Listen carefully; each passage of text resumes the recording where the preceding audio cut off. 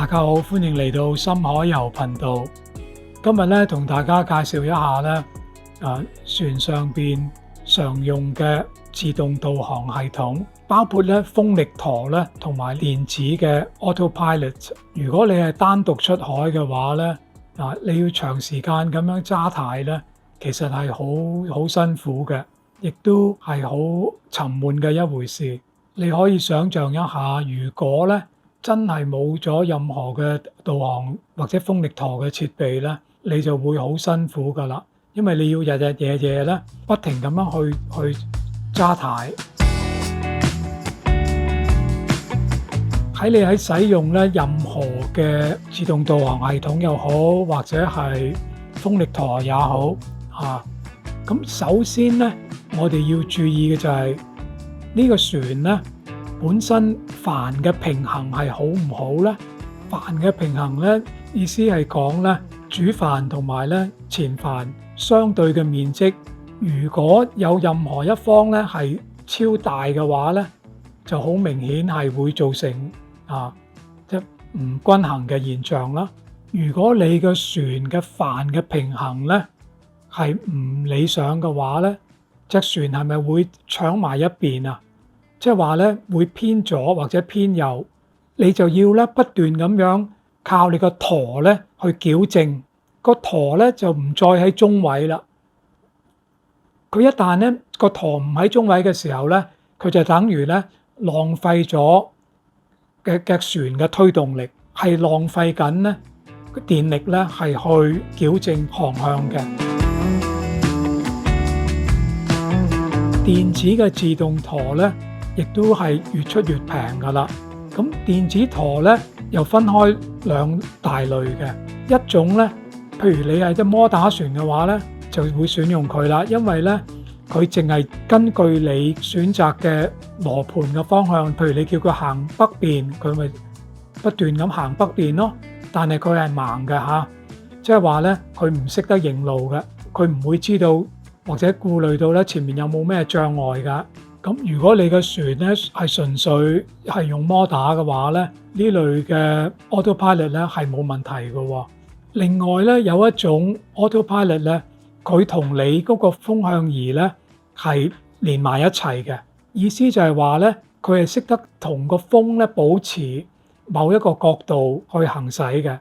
即係換句話講咧，如果風向轉咧，佢係順應咧跟住會轉嘅。帆船嚟講咧，通常都會選擇咧呢一類嘅自動導航啦。咁通常咧，廠家咧會有一個建議咧，話嗰個 Autopilot 咧係適合邊一類型嘅船，主要係個長度啦。咁電子嘅導航系統咧，嗰個花費大約係連埋裝工嘅話咧，係應該係大約4至5萬蚊港幣到啦。至於風力舵咧，係主要分開兩大類嘅，有一類咧就係呢個 Auxiliary Rudder 輔助方向舵，另外咧有一類咧就係 Servo Pendulum 伺服擺風力舵。咁 Servo Pendulum 咧，通常嗰個效應咧係大好多嘅，因為咧佢係靠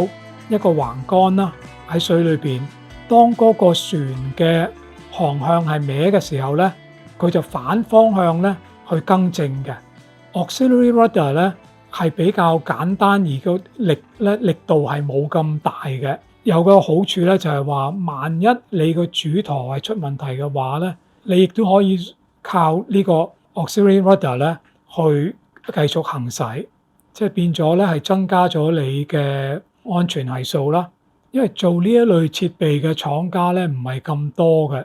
出名嘅牌子咧就係有 Auxiliary Rudder 類嘅咧，就係有 Hydro Vane 啦。Servo Pendulum 類嘅咧就係有 Monitor 啦，比較出名嘅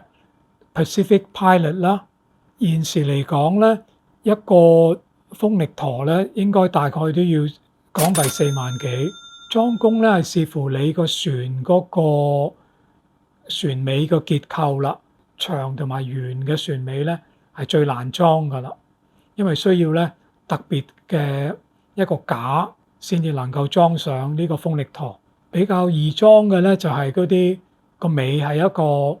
平坦嘅，倒斜嘅船尾咧都係比較難裝啲嘅，即係所謂咧reverse transom 嗰類船。個人嚟講咧，我係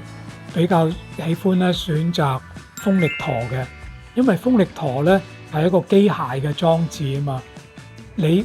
壞咗咧，你有機會自己可以修理翻但係咧，如果電子嘅嘢咧往往你就要到下一站去先至能夠咧解決到個問題啦，因為你要再訂個新嘅零件或者係咧嗰個 keypad 等等。購買新船嘅時候咧，通常裝配咧，即係喺呢個補品嗰個類別咧，係電子嘅自動舵，而好少話咧會擺風力舵咧出嚟俾你選擇㗎啦。二手設備嚟講咧，我相信係電子舵嘅咧就比較少啦，反而風力舵咧會多啲機會咧買到二手嘅。其實咧呢個係你長途咧遠航咧差唔多係一個必需品嚟嘅，無論你係選擇電子自動導航又好甚至乎呢個 Hydrovane 都好都係必要嘅裝備嚟嘅。多謝大家收睇，請你記得留言、點讚同埋多啲提問，下次再見。